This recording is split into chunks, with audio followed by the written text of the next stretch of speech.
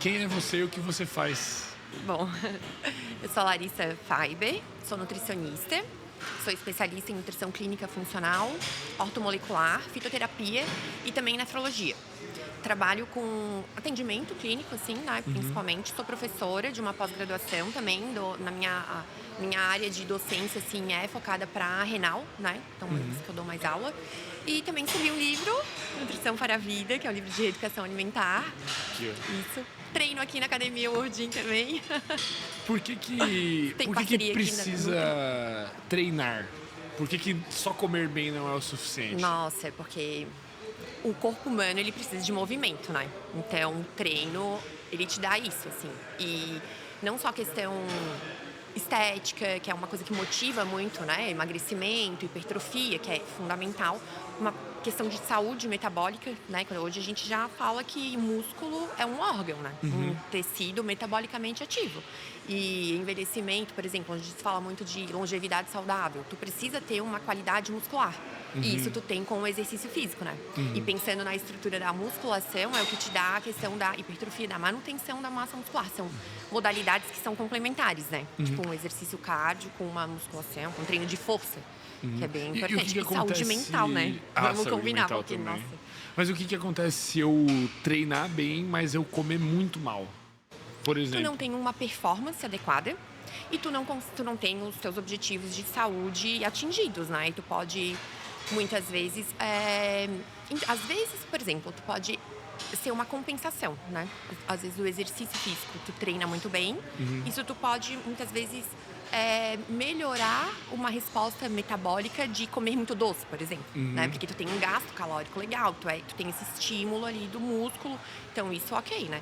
Mas com certeza, se tu queres um emagrecimento, tem um excesso de peso, uma doença crônica inflamatória, por exemplo, às vezes resistência à insulina, tem toda uma questão metabólica de ajuste, só o treino não vai ser suficiente. Chega um momento da vida que essa conta não fecha, assim, né? Sim, a gente vai passando por transformações, né, metabólicas e também eu imagino que, pô, se tu puder treinar e comer bem é melhor do que tu não treinar Melhor. e não comer bem. Com certeza. O que é comer bem? Comer bem é começar pela abordagem qualitativa, né? Então, alimentos minimamente processados Tá. e variedade alimentar. Isso é importante, né? Então, assim, minimamente processado, a gente está falando de alimentos íntegros, né? Então, raízes, hortaliças, vegetais, frutas, proteína animal, carne, frango, peixe, ovos, né? Não carne processada, tipo embutidos. Isso a gente já entra nos ultraprocessados. Né, esses salgadinhos de pacote, muito doce, açúcar, esse fast food, esse padrão, né, de dieta é muito rica em gordura saturada, em açúcar, cereais refinados. Isso a gente vê que é aquele padrão nos estudos de dieta padrão ocidental. Rica em gordura saturada, proteína animal e açúcares. Né? Isso é ruim. Então, comer bem é o quê? É o minimamente processado, é o alimento mais natural possível. Pensa isso é clássico, né? Pensa que a tua avó comia, por exemplo. Cara, Né? quanto mais eu estudo e converso com gente que estudou, mais eu vejo que minha avó estava certa em muitas coisas, né? Exatamente. E essa é a base da alimentação, essa é a nutrição, né? Porque se a gente for pensar, tirando toda essa parte de comportamento alimentar, emocional, tudo, a nutrição em si, ela é fornecer para o corpo o que ele não é capaz de produzir, mas ele precisa para manter as suas funções vitais, suas funções normais.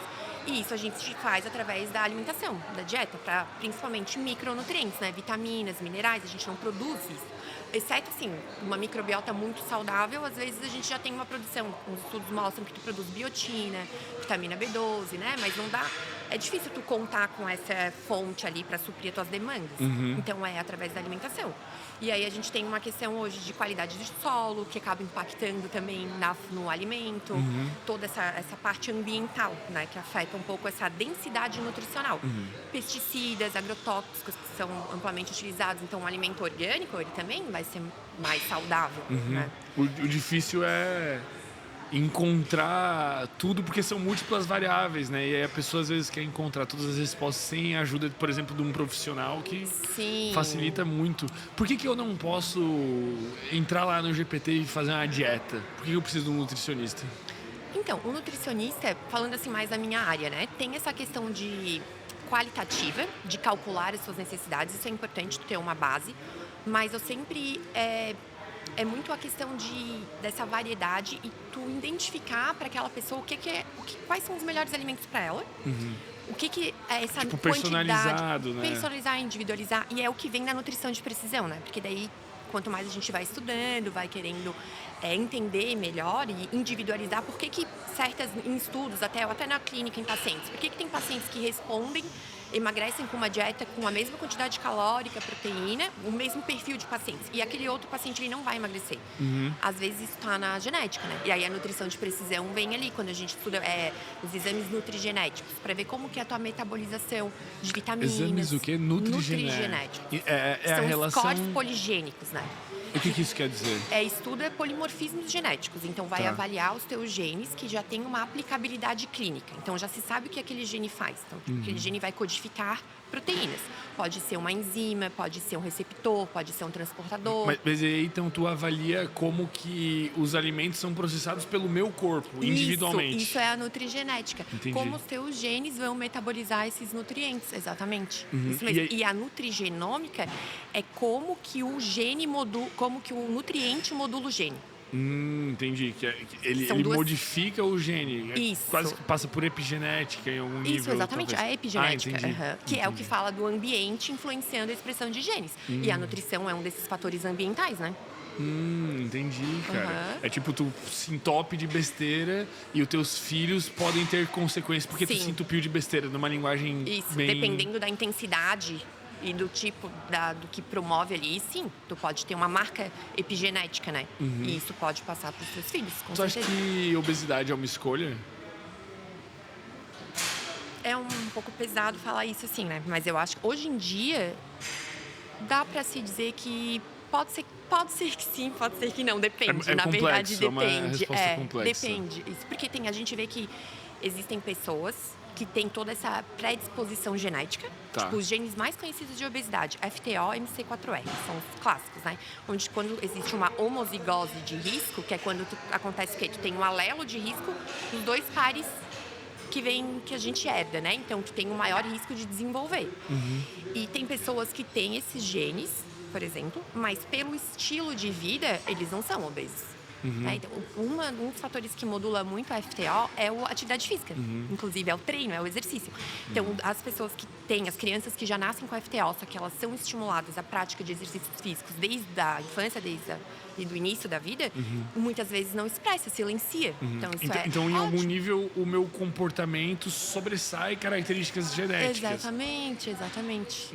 Muitas vezes, né, avaliando esses nutrigenéticos, até é recente isso que eu lembro. Eu tenho uma paciente que ela tem todos os scores para diabetes, predisposição genética para diabetes, mas ela tem um estilo de vida super saudável. Ela treina, faz exercícios físicos, faz a dieta, se cuida, faz uma suplementação individualizada. Então, ela tem todo um estilo de vida e ela não tem diabetes, né?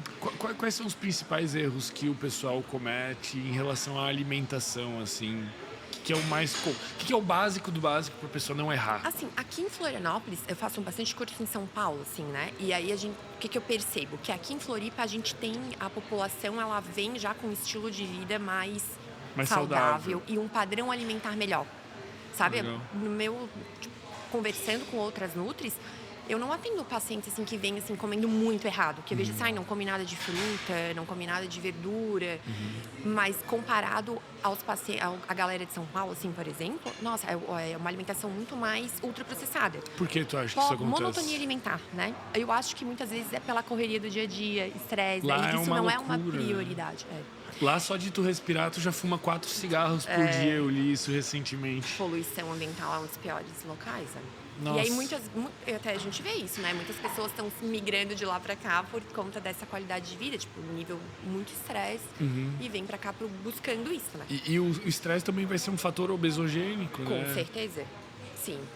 O estresse, ele é um fator que aumenta hormônios que estão relacionados com o apetite, que são orexígenos, né? Como a grelina, gera uma resistência à leptina, que também acaba reduzindo a sensação de saciedade. E aí, por exemplo, quando tu tá uma noite sem dormir, que é um fator clássico que gera essa alteração de cortisol, que é o hormônio do estresse, assim. Ou quando tu chega de trabalho o dia inteiro, tu não tem vontade de, ai, nossa, eu vou comer um brócolis. Ai, eu quero um bowl de brócolis. Não, tu vai querer uma comida mais gordurosa, mais doce, mais palatável, né? E isso é uma relação de recompensa, dopamina e tal, mas também com toda essa parte do estímulo desses hormônios para aumento do apetite. Então, por exemplo, existem outros pilares que conectados com a nutrição é um dos pilares do estilo de vida para a pessoa ser saudável. Sim. Se eu só comer bem e eu não treinar e não dormir...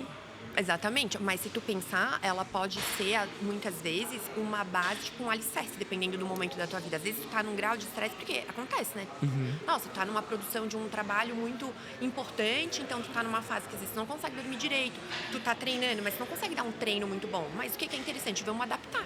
Vamos focar na alimentação, estratégias com que tu consiga manter uma dieta prática, mais saudável.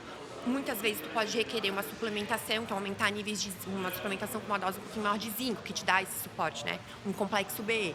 Focar na tua qualidade mitocondrial, tipo uma coenzima Q10, pra te não ficar dependendo de cafeína. E não chegar ao final do dia, ou às vezes à noite, assim, por mais que tu tenha uma jornada maior de trabalho, que tu não consiga relaxar e dormir. A gente às vezes dá um treino, não precisa ficar uma hora na academia. Nossa, 30 minutos, até para estimular a BDNF, melhorar a oxigenação e produzir melhor, né? Então, tipo, são estratégias que a gente usa até para nutrição para te dar esse suporte, né? Sim, eu acredito muito nisso, tipo, eu vivo isso, assim, né? É como se tu disponibilizasse as ferramentas para a pessoa, né? Isso, tipo, exatamente. Tu pode fazer isso, tu pode fazer aquilo. E aí, às vezes, conhecendo a genética, o que é legal? Porque daí a pessoa se melhora o autoconhecimento dela. Ela vai ver, por isso que eu fico muito ansioso quando eu tomo cafeína. Porque isso acontece, às vezes... Eu fico super. Nossa, eu teve uma vez, eu ganhei de presente de um convidado uma máquina de café. Eu não tinha máquina de café, não tinha o hábito de tomar café. E aí é gostosinho, né? Era café com creatina, café com não sei quantos cafés diferentes.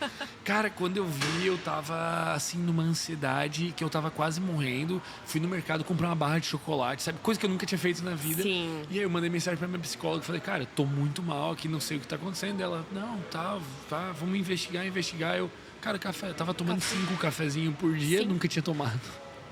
Nossa, é muito... Surtei. E aí, por exemplo, tu não tinha o hábito do café, tu já sentiu. Pode ser, bem provável, claro, tu fez uma sobredose, vamos dizer assim. Sim, né? eu devia ser super sensível. Isso, porque se tu é sensível ainda, aí mesmo que tu tenha uma resposta mais pra essa parte de cardiovascular, de ansiedade, aí te dá mais taquicardia, daí às vezes sua mão, daí tu fica com, sabe assim, ansioso, esses sintomas de ansiedade. Distúrbios de sono.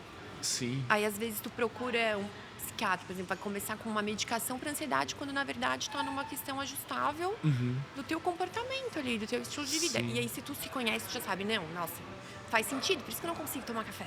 É como se fosse um biohacking, né? Na verdade, o biohacking é tu conhecer as coisas que te influenciam mais ou menos, Exatamente, né? Eu li uma vez, aí até para confirmar aqui com você que entende se é verdade, mas a ordem dos alimentos, né? Então, por exemplo, quando eu ia almoçar, para não ficar com muito sono, leseira, pós-almoço, comer uma saladinha, fibras, um vinagre, depois proteína, depois um carbo. Em vez de chegar, porque eu fazia um pratão de arroz com feijão e... É modular o índice glicêmico da refeição, né? Se faz, porque uma dessa prostração pós-prandial, por exemplo, tem relação, que é depois da refeição, esse aumento da insulina pelo aumento dos carboidratos. Então, você vai comer uma refeição que tem muito carbo, e um carbo refinado, assim, tu acaba tendo esse pico maior e se favorece. Principalmente se é uma refeição com muita proteína, mais gordura, e aí se é combinado com uma incapacidade digestiva, às vezes você não tem uma capacidade digestiva muito boa, daí mesmo que gera essa prostração leseira, assim. maior. Exatamente. Aí isso, todas essas formas que tu falou, tá corretíssimo, que é o quê? Tu melhorar, consumir fibras, que, né, salada, por exemplo, os legumes, a proteína, então frango, uma carne, o peixe, antes para depois tu incluir os carboidratos, porque daí é como se tu gerasse essa... Uma preparação ali, né, para achatar A curva. esse pico, essa curva, né? para não Sim. ter aquela soneira. Exatamente. Sobre o que fala esse livro aqui? Esse livro dá dicas de tudo isso que a gente está falando. Ele só não tem sobre a parte de genética ainda, essa parte de nutrição de precisão, mas ele fala da parte do metabolismo, né? Essa questão desse ciclo vicioso dos carboidratos que pode gerar essa resistência à insulina também, que é uma questão que, se a pessoa tem resistência à insulina, essa sensação de prostração pós-refeição com mais carboidratos, isso é maior, né? Às vezes ela busca aquela energia rápida no açúcar. E aí tem que ser isso, muitas vezes, várias vezes ao dia. Então, aquele belisco contínuo para sentir energia. Porque muitas vezes vem disso, não consegue aproveitar adequadamente a energia das refeições por conta da resistência à insulina, então tá sempre buscando um doce, né? Fala sobre isso, fala sobre tabelas com fontes alimentares de proteína animal, proteína vegetal. Fala um pouquinho sobre jejum. Eu não pude deixar de notar que tem uma garrafa de vinho aqui. Tem várias receitas também. Tem receitas também? Práticas. Que legal, receita prática. Isso, pra rotina. Mas tem uma garrafa de vinho aqui. E aí, como Falando é que é com antioxidantes. álcool? De antioxidantes? Daí Mas fala vale o sobre custo-benefício de cacau e consumir vinho. álcool pelos antioxidantes? Não, com certeza não, né? Mas assim, num contexto, numa bebida alcoólica, tu vai apreciar, não tem aquele... O que é ruim, né? É o excesso. Consumo regular. Então, até aquele, uma taça de vinho todos os dias. Isso também não é recomendado, não é saudável, né? Tu pode buscar antioxidantes em outras fontes, né? Relaxar. Tu pode comprar de os outra flavonoides forma. ali, os outros. Exatamente. O chocolate, o cacau, com mais cacau, sim, esse tu pode consumir todos os dias, né? Mas, enfim, aí tanto a frequência, essa regularidade, o diário não é legal. E também aquela questão assim, não bebe nunca, quando bebe um monte. Também não é bom, né? Sim. Mas de vez em quando, aí um vinho, ele entra como uma opção que é menos prejudicial. Aí já tem, né, pouca quantidade de álcool, fisiologicamente, ela é vasodilatadora, né? Tem umas questões assim que a gente vê que não é tão prejudicial, mas não é algo que eu estimulo, que a gente tem que se apegar. Tipo assim, não, um antioxidante ali todo dia, porque acaba sendo uma bengala e às vezes não é legal para microbiota intestinal, afeta muito. Então tem várias mulheres que né, tem bastante que tem essa questão da disbiose, candidíase, e o álcool é tão prejudicial contra a dieta. Às vezes corta a dieta e tem o hábito do consumo regular do álcool todo final de semana. Às vezes o problema nem tá na alimentação, tá no álcool, entende? Entendi. Por que tu treina aqui na Wordin? Nossa, porque aqui é demais, né? Eu sou fã da Wordin. Eu comecei aqui em 2015. Então, já treino há 10 anos aqui e eu já treino musculação há mais tempo, né? Mas eu vim para fazer um projeto de detox, de emagrecimento, como Nutri. E aí me deram um mês para conhecer a academia, treinando. Depois nunca mais... Acostumou, né? Nunca mais saí daqui. Eu sou de Floripa mesmo, né? Moro aqui perto. E daí eu tô aqui treinando direto, assim. Aí comecei, tem uma parceria também, né? Eu dou um desconto no valor da minha consulta pros alunos da Wordin. Que legal. Aí a pessoa já mata dois problemas, né, que estão normalmente linkados, né? Já tá querendo emagrecer ou tá querendo meter o shape e tem que cuidar da saúde alimentação. também, né? Eu tenho bastante idosos aqui da academia também. Que legal. O que muda na nutrição para um idoso? É a questão muitas vezes o idoso ele já vai ter mais comorbidades, né? Então ele vai ter uma doença, muitas vezes tem alguma doença crônica envolvida, o diabetes, uma pressão alta, uma doença cardiovascular, tem e essa aí já gordura abdominal ajustar maior. Isso, e ter a questão, como a gente falou ali, muitas vezes sarcopenia já está envolvida, né? Então isso é importante. E aliar exercício físico com a nutrição, nossa, é perfeito, né? Alimentação, ajuste de micronutrientes, toda essa parte digestiva também, que é importante. E eu acredito muito, assim, eu sempre falo que não adianta a gente estudar só isso e não praticar, né? Porque isso é algo que é inerente à nossa saúde, assim. Então, eu tenho que estar bem para poder cuidar do outro, né? Então, tu não confia em nutricionistas gordos?